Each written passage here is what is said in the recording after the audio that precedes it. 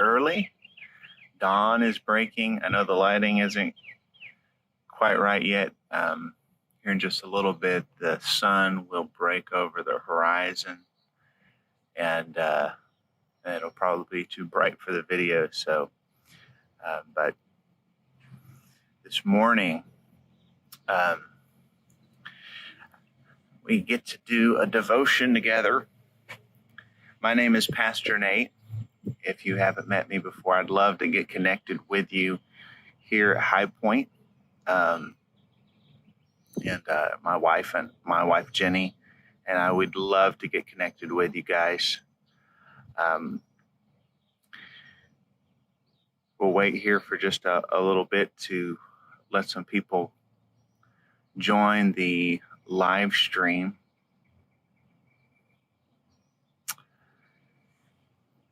What we're going to be talking about today is the events in life that are out of your control, uncontrollable circumstances. I wish that we could control everything in life. And there are certain things you can control, and there are certain things you can't control. I could control that I got up this morning. There's more light. The sun's breaking over the horizon. But I can't control that. There are things outside of my control. The timing of the sunrise. Some things are in God's control. Some things are affected by other people, and they're outside of our control. I love the story of Joseph. Joseph has one of the most fantastic stories in the Bible because of how he responds to what he can't control. I think many of us identify with Joseph's topsy-turvy life. If you've ever felt powerless or like your life's out of control, you can identify with Joseph. If you survived 2020, I think you can identify with Joseph. Joseph's story we kind of see picked up in about Genesis chapter 37. We see the beginnings of that story, and then onward from there, the continuation of the story of Joseph. And I won't read that whole story this morning. That's too much for morning devotion. But the gist of the story is that Joseph shares a bit too much with his family. And ultimately, because of the tension in his family, he finds that his life is hurtling toward devastation. And so he ends up sold into slavery. Now that's outside of his control. He may have had an opportunity to say things use a little more tact in the way that he said things. But being sold into slavery, not something he can control, not something that's his fault. Keep in mind that everything Joseph walks through, he has a choice to respond, regardless of if this is something he can control or not. Life is like that. Here we see Joseph is doing well. He was making his father proud. He was learning. He kind of got the special treatment, but in getting that special treatment, he was putting his best foot forward. He was working honestly in the fields. He goes and he's working and he's helping. He wasn't perfect by any means, but he was described as being very well thought of by his father. So he was doing well. And yet in doing well, he still ended up in a situation that he couldn't control. And he had to respond to that situation that he couldn't control. And out of nowhere, his life takes that U-turn. It takes a turn for the worst. Sometimes planes do this. Sometimes planes run into an issue when they're flying. The plane, they call it stalling out, and it suddenly starts falling from the sky. And I'm not sure of all the scientific jargon here and how to describe all that, but I can kind of point to a few things that it's essentially pressure related. It's force related. You see, if the force pushing up on the wings of the plane isn't enough to compensate for gravity pushing down on the plane, then the plane begins to sink. That's an outside force, gravity, that the pilot didn't cause and can't control. He didn't cause it, he couldn't control it, and he couldn't necessarily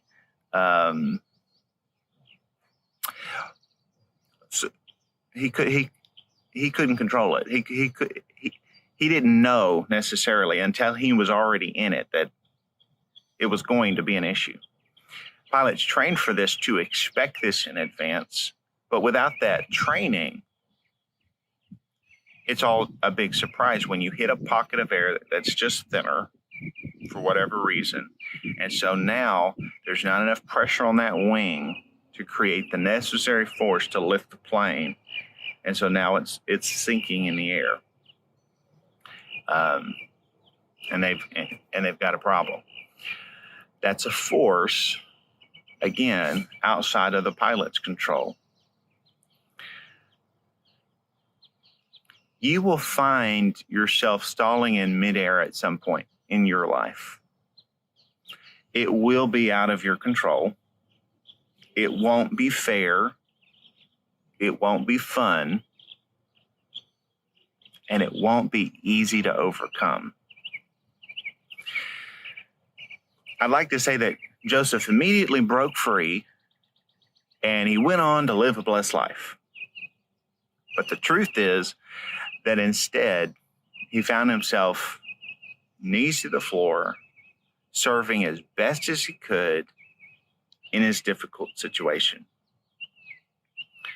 Genesis 39:1 is where I'll kind of pick up this story. And it says, now Joseph had been brought to Egypt, and Potiphar, an officer of Pharaoh, the captain of the guard, an Egyptian, had bought him from the Ishmaelites who had bought him down there. So he's being moved from this moment to this moment, moved moment by moment through difficult situations. The Lord was with Joseph, and he became a successful man. And he was in the house of his Egyptian master. His master saw that the Lord was with him, and that the Lord caused all that he did to succeed in his hands. So Joseph found favor in his sight and attended him. And he made him overseer of his house and put him in charge of all that he had. But I want you to keep in mind here, Joseph is still a slave. Joseph, in this moment, has a choice.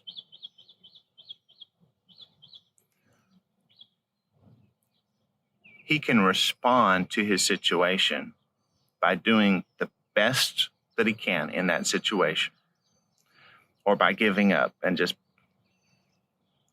moping. But you don't see Joseph just moping.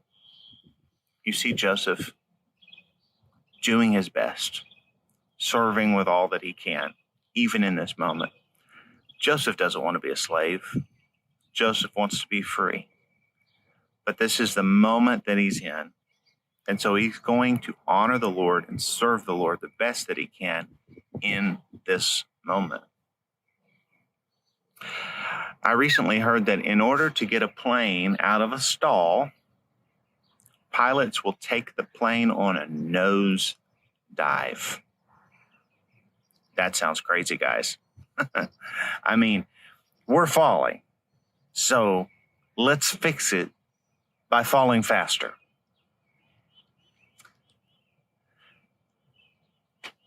But that is the idea.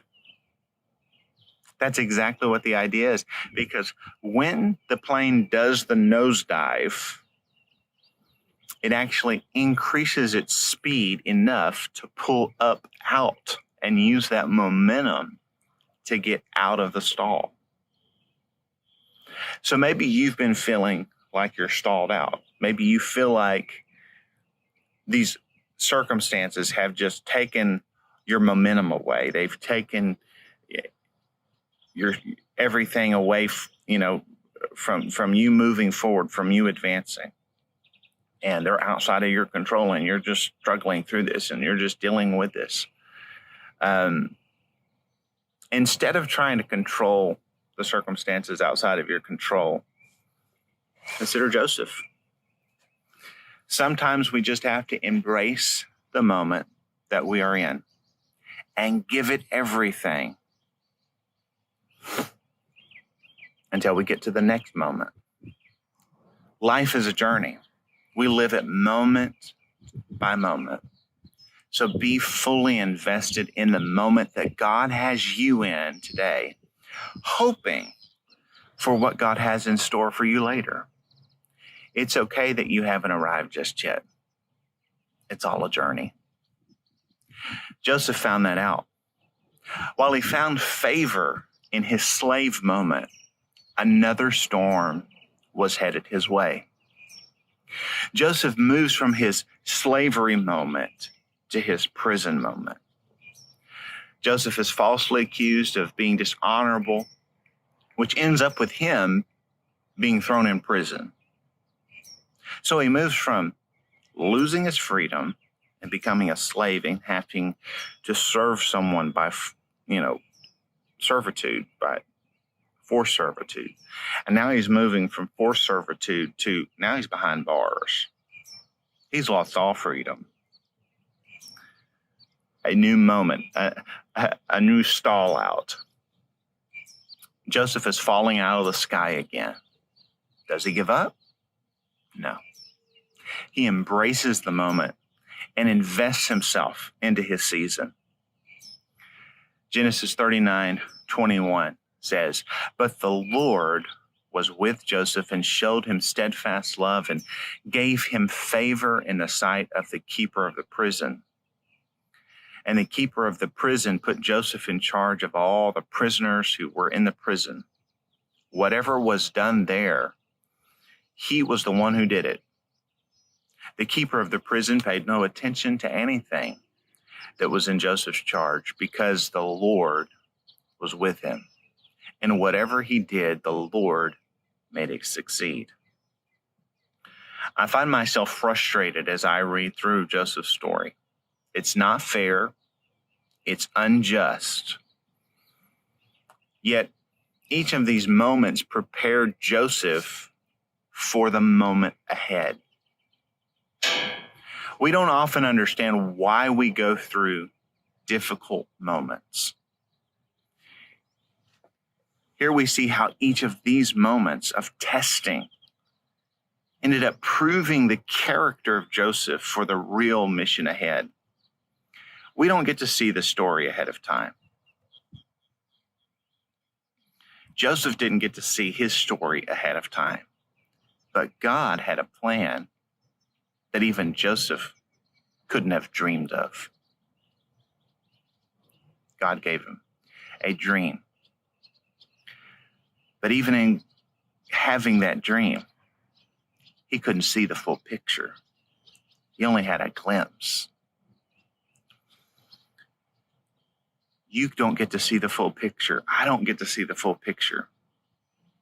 But we can trust, even as we walk through difficult moments, that God has a plan that is bigger and greater than any plan we could come up with on our own.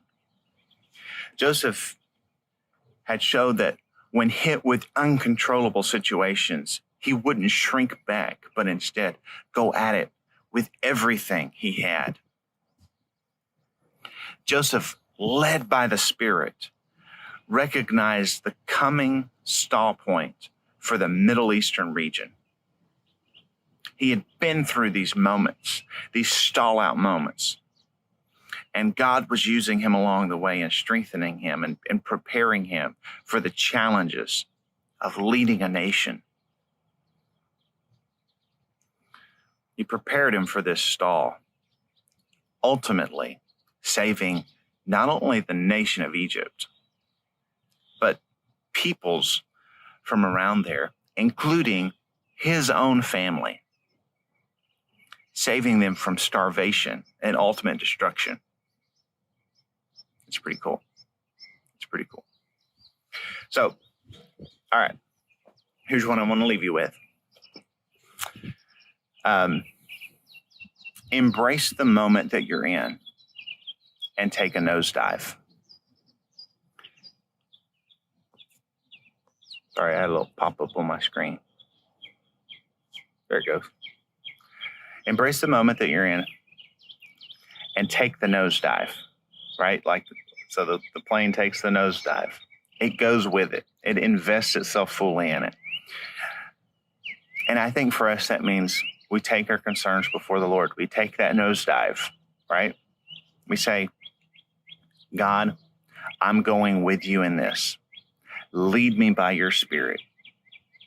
Help me to do the best I can in the season and the moment that you have me in, embracing you fully. Take your concerns to the Lord, and he will lead you what to do next.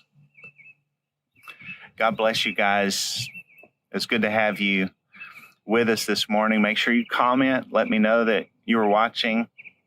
We'd love to get in touch with you. If you're watching this for the first time, if you're not part of High Point Assembly of God, we'd love, if you're in the area, for you to come and visit us. You can connect with me, my wife, Jenny,